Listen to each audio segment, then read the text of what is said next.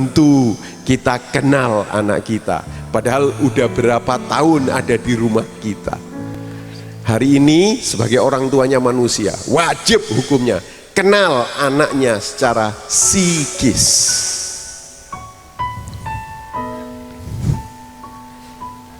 Kisahnya 5 tahunan yang lalu, saya diundang wisuda S3 PAUD, pendidikan anak usia dini di UNJ, kampus saya di Jakarta. Teman saya 6 orang ibu-ibu lulus doktor PAUD, pendidikan anak usia dini. Munif, ayo kita prasmanan ini, tasakuran, Anda harus hadir. Ngasih dong, berbagi dengan kita 30 menit. Tapi acara utamanya adalah prasmanan gitu. Hadir saya, ini makan kan? Oh iya, prasmanan itu makan. Saya terbang dari Surabaya ke Jakarta. Setelah kita makan, saya nyampaikan materi sebentar. Saya bawa alat perekam ayah bunda. Saya tanya sama 6 orang teman saya yang sudah jadi doktor pendidikan anak usia dini. Pertanyaannya satu, begini pertanyaannya. Saya tahu kalian punya anak, Anda punya anak.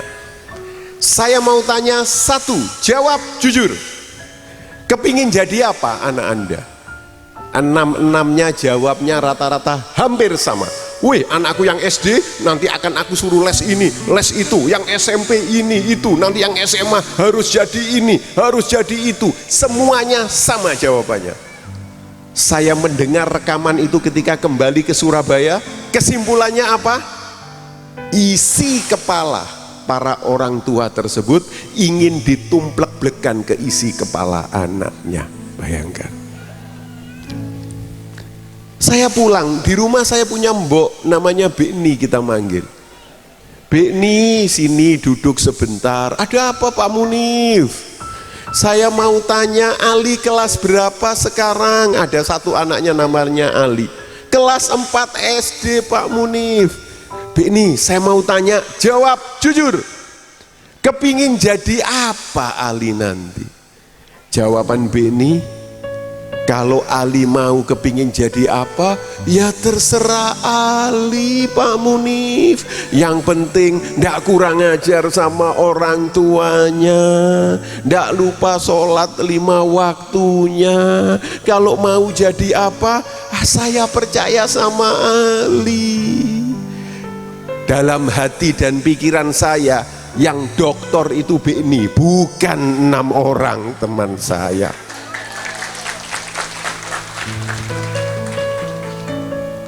Luar biasa. Ayah bunda, yang pertama, mau kita jadi orang tuanya manusia, syarat pertama adalah anak kita, bukan kita. Titik.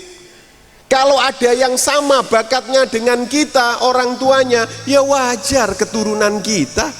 Tapi kalau beda, tolong ayah bunda, mohon saya, jangan ditarik-tarik supaya sama dengan kita. Sakit nanti anak kita. Itu. Nah, ini penting sekali. Betul ya ayah bunda ya? Nah. Ada seorang ibu melahirkan, maaf, dokternya malpraktek, divakum terlalu keras. Apa yang terjadi? Sang bayi ada problem di tulang belakangnya. Akhirnya lahir dengan kondisi cerebral palsy, lumpuh, nggak bisa ngomong dan lain-lain. Bayi ini diberi nama Rick. Ketika menjelang remaja, cara komunikasi dengan orang tuanya pakai komputer. Ingin apa? Ikut olahraga terberat di seluruh dunia, namanya triathlon, lari, bersepeda, berenang. Gak mungkin anak lumpuh kayak Rick ikut triathlon. Orang tuanya bilang apa? Rick, mau ikut triathlon? Let's do it, kamu bintang. Kita lihat Rick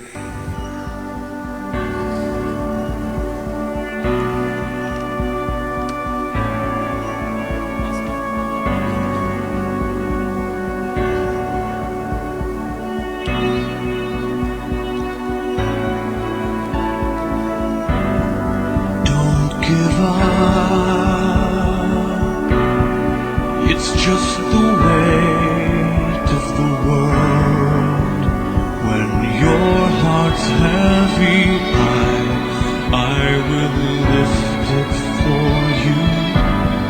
Don't give up, because you want to be heard. If silence keeps you, I will break it for you. Everybody wants to be understood. Well, I can hear you.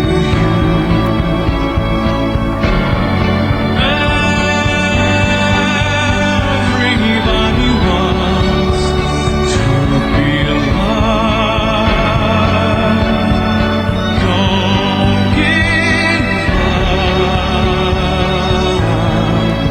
because you are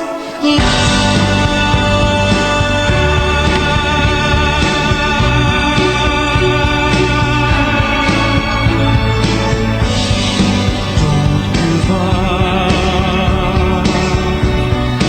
It's just the hurt that you hide. When you're lost inside, I'll be there to find you. Don't give up, because you want to burn bright. If darkness blinds you, I will shine to guide you. Everybody wants to be loved. Don't give up, because you are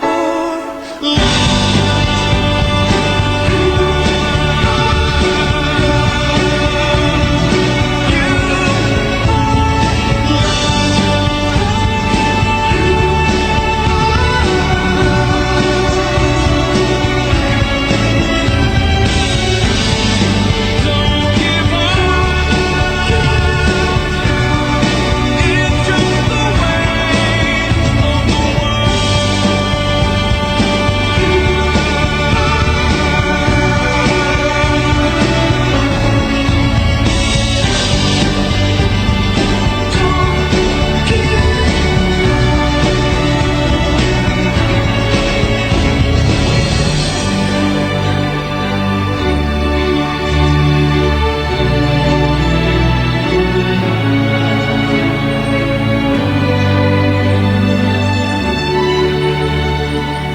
Ya, luar biasa.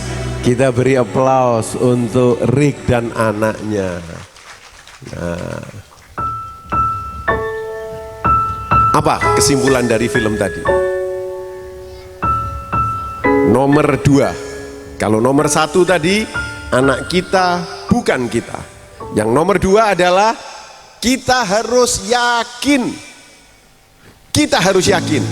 Setiap anak yang dititipkan kepada kita itu dari Allah Ta'ala. Kita harus yakin mereka punya potensi.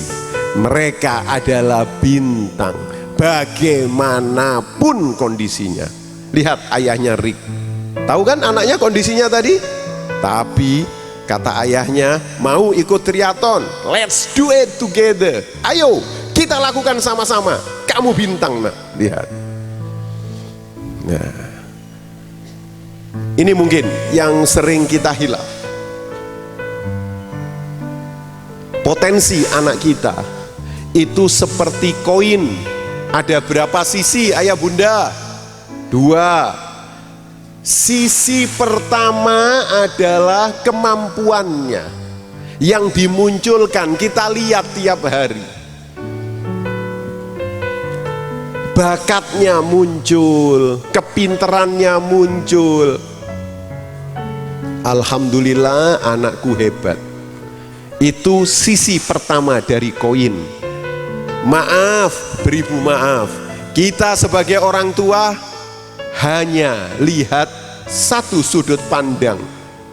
yaitu kemampuan anak kita untuk kita bilang anak kita cerdas.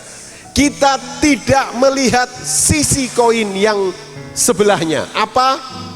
Pengaruh. Bahasa Inggrisnya influence. Kita kadang-kadang nggak menyadari anak kita meskipun nggak bisa apa-apa, punya banyak masalah.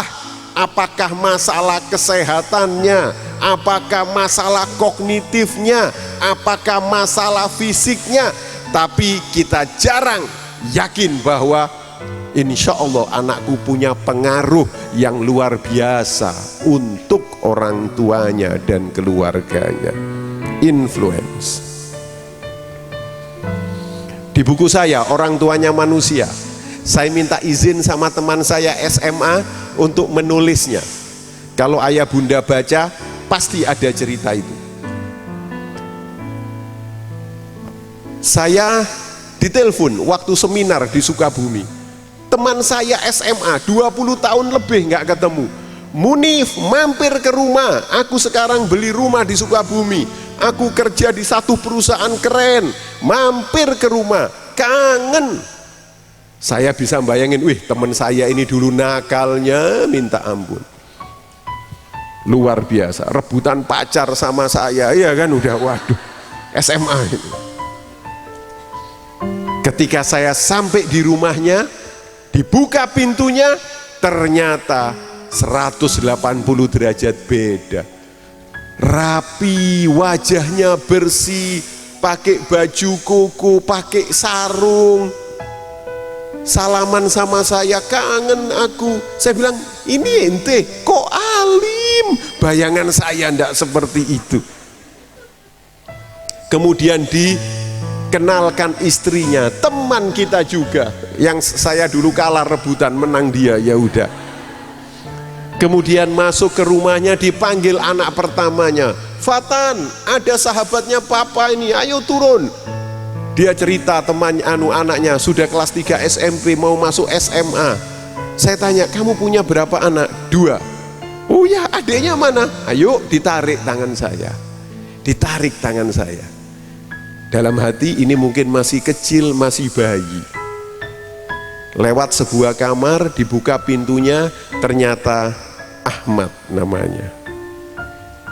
Duduk di kursi roda, penyandang cerebral palsy. Ketika pintu dibuka, Ahmad hanya bisa berteriak-teriak. Kedua sahabat saya ini langsung menciumi anaknya. Kemudian dia bilang sama saya, aku kalau ngomong sama anakku yang satu ini pakai bahasa hati.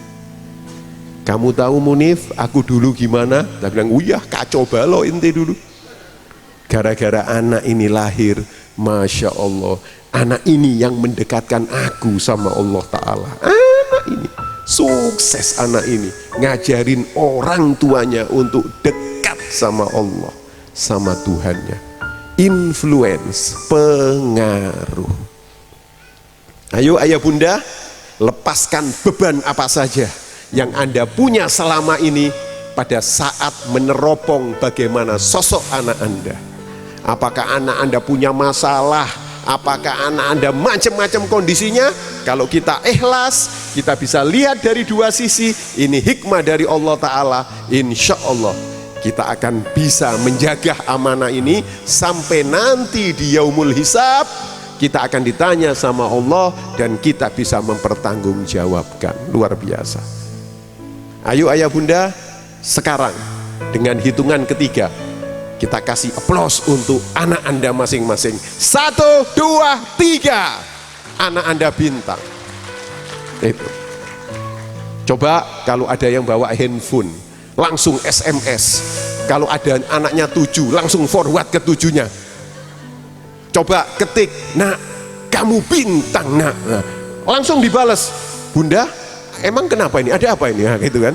Ayah, kenapa ini? Nah, gitu. Lihat pengaruh.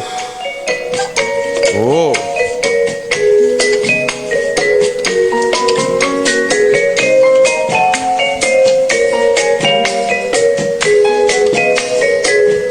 Oh, baik sekali. 不喝了，不喝了，妈妈喝饱了啊，喝饱了啊，最后一次好不好？啊，好，喝饱了，喝饱了。宝宝在干嘛呢？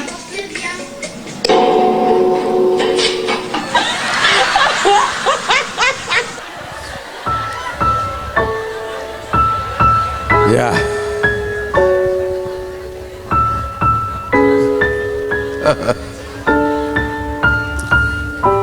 Oke. Yang ketiga. Perhatikan, yang pertama adalah anak kita bukan kita. Yang kedua, setiap anak kita adalah bintang. Yang ketiga, anak kita punya fitrah. Lahir, punya fitrah, diberi sama Allah Ta'ala. Bahasa lainnya bakat. Ingat, bakat itu potensi. Potensi itu nggak kelihatan, terpendam. Potensi harus dipantik, bakat harus dipantik. Dengan apa? Pola asuh yang tepat dan berpengaruh. Ingat, bakat yang sudah diberikan Allah Ta'ala kepada anak kita bisa nggak muncul, bisa gara-gara apa? Pola asuh yang tidak tepat. Bisa benih bisa muncul menjadi tunas dan pohon yang besar, tapi bisa juga tidak muncul. Ayah bunda, bagaimana pola asuh yang benar? Meskipun master saya PAUD, tapi untuk hari ini saya tidak pakai teori-teori dari Vygotsky, Skinner dan lain-lain. Saya pakai sebuah teori 1400 tahun yang lalu. Kita lihat ini. Rasulullah Shallallahu Alaihi Wasallam pernah mengatakan sebuah konsep pendidikan yang luar biasa. Lihat, anak dalam 7 tahun pertama adalah raja. Siapa yang pernah ketemu raja, ayah bunda? Status itu. 7 tahun kedua turun statusnya dari raja jadi pembantu. 7 tahun ketiga naik lagi menjadi wazir, konsultan. Rasulullah memberikan penjelasan apa yang dimaksud raja, pembantu, dan wazir. Lihat nih, biarkanlah anak-anak kalian bermain dalam 7 tahun pertamanya. Ternyata kerajaan itu adalah kerajaan bermain. Didik dan bimbing di 7 tahun kedua. Maksudnya pembantu adalah mulai belajar. Ada bimbingan, ada pendidikan. Dan di 7 tahun ketiga anak kita akan selalu bermusyawarah untuk menjalankan tugasnya. Responsibility. Nah, saya punya pernyataan, nanti saya balik. Apabila 7 tahun ketiga ingin berhasil, siapa yang kepingin anaknya saat dewasa berhasil? Angkat tangan semua. Saya doakan insya Allah berhasil dunia dan akhirat. Maka 7 tahun pertama harus berhasil pola asuhnya. Syaratnya 7 tahun pertama harus berhasil. Jadi kalau 7 tahun ketiga mau berhasil, yang kedua berhasil. Syaratnya yang pertama berhasil. Saya balik.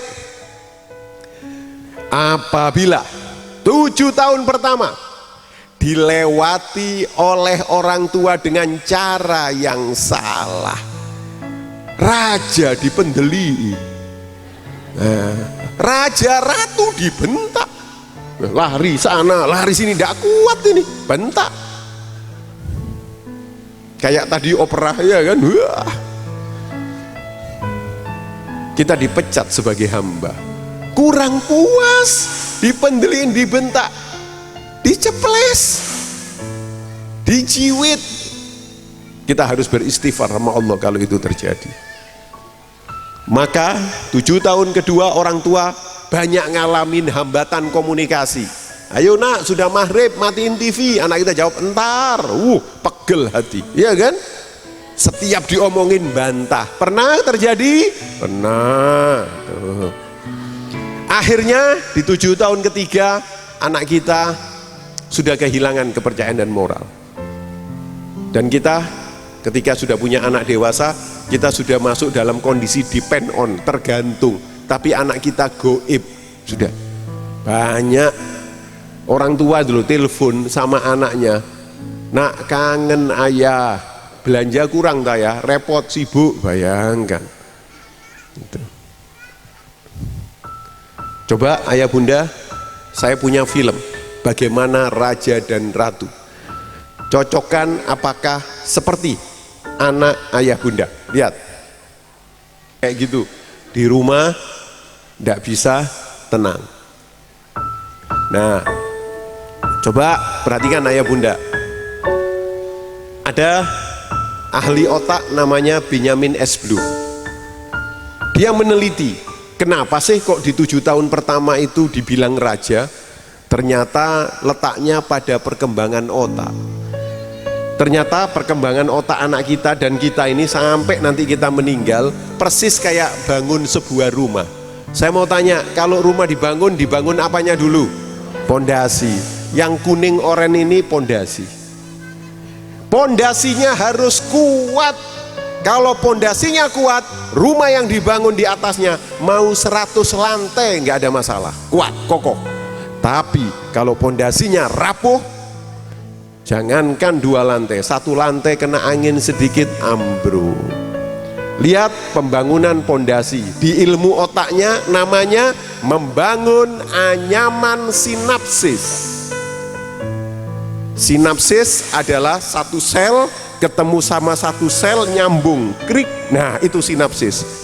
Kapan mulai dibangun? Mulai di kandungan sampai usia 7, 8, 9 tahun. Oleh ahli dikatakan inilah golden age, usia emas. Dan memakan waktu 80% dari total perkembangan otak. Jadi ayah bunda, singkatnya, anak kita nanti keren jadi dokter, jadi apa saja, itu hanya kebagian 20%-nya saja. Dan itu mulai kelas 4 SD rata-rata. Yang terpenting adalah kelas 3 SD sampai bayi. Itulah pondasinya. Kalau rapuh pondasinya, susah. Karena di usia itu otak sedang dahsyat berkembang. Kalau nggak percaya, saya mau tanya, siapa di ruangan ini yang punya bayi? Angkat tangan. Nah, ada. Kalau pulang beri kertas putih. Diapain kertas itu sama sang bayi? Oke, sebelum dimakan diapain? Oh, diremet-remet. Lihat, otaknya berkembang. Dia kepingin tahu apa ini. Kurang puas dimakan. Bayi. Kalau anak Anda yang SMP SMA dikasih kertas putih terus diremet-remet dimakan, periksakan dokter. Bukti kalau otak anak usia dini berkembang. Kita lihat ini. Kalau anak Anda yang SMP SMA dikasih koran terus ngekek kayak gini, periksakan ke dokter. Lihat, ini bukti kalau anak usia dini otaknya membangun pondasi luar biasa. Pola asuh, itulah Rasulullah bilang raja dan ratu. Saya pernah stadium general di PAUD UNJ.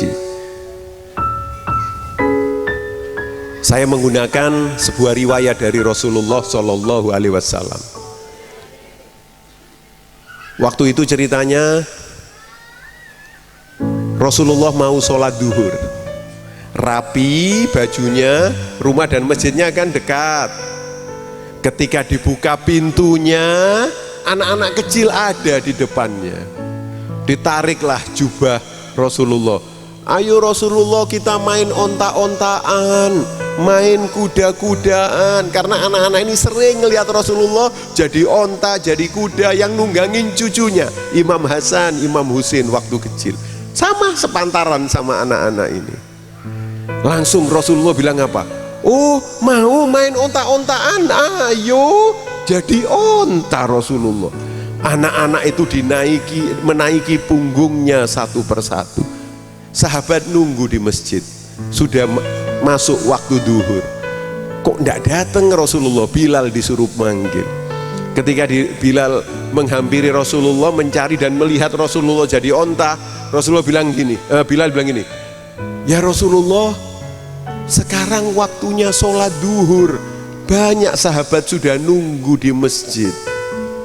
Kata Rasulullah, Bilal, tolong carikan buah kenari yang segar. Waktu itu buah kenari disukai sama anak-anak. Bilal tanya, untuk apa? Sudah, cepat carikan.